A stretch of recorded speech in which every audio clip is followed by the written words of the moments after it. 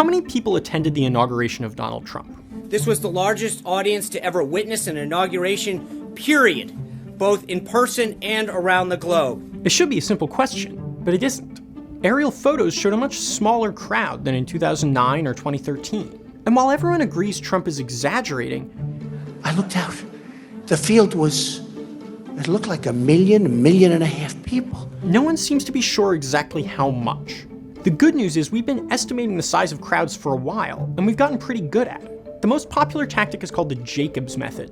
You take a small section of the crowd and you use it to calculate the average square feet per person. If you can reach out your arm without touching anyone, that's about 10 square feet per person. If you're packed in shoulder to shoulder, that's closer to 5 square feet. And if you're in a mosh pit, we're closer to 2.5 square feet per person. Once you've got an average density, you apply it to the area the crowd takes up. So if you've got a loosely packed crowd that covers half the area of the National Mall, you end up with a pretty good idea of how many people are there. Of course, the experts do it with a lot of different density estimates and a lot of different regions of the crowd, but it boils down to the same tricks you use to guess how many jelly beans are in a big glass jar. You know how big a jelly bean is, so how big is the jar? Most experts say Trump's crowds are around 600,000 people, which is a lot of people.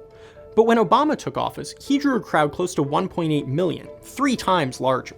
Of course, not everyone agrees with the math. The Trump camp argues that the white tarp on the ground caused crowd counters to underestimate the density. And with political rallies, there's always a clear reason to second guess. The organizers of the Million Man March in 1995 actually threatened to sue the National Park Service over its crowd estimate, which pegged the crowd at 400,000. In response, Congress barred the Park Service from providing crowd estimates just to spare them the political outrage. So this is an old tactic, but with Trump, this kind of active destruction of information has really heated up.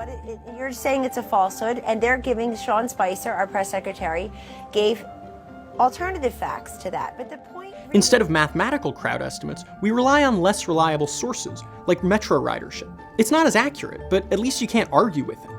You see this dynamic in a lot of places. Discussions of climate change, voter fraud, even immigration. Issues that are a lot less clear-cut than comparing crowd photos.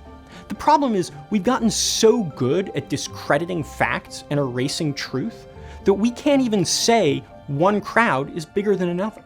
I should end on one crowd is bigger than another. I'm Jerry Blank. Okay, yeah. Okay.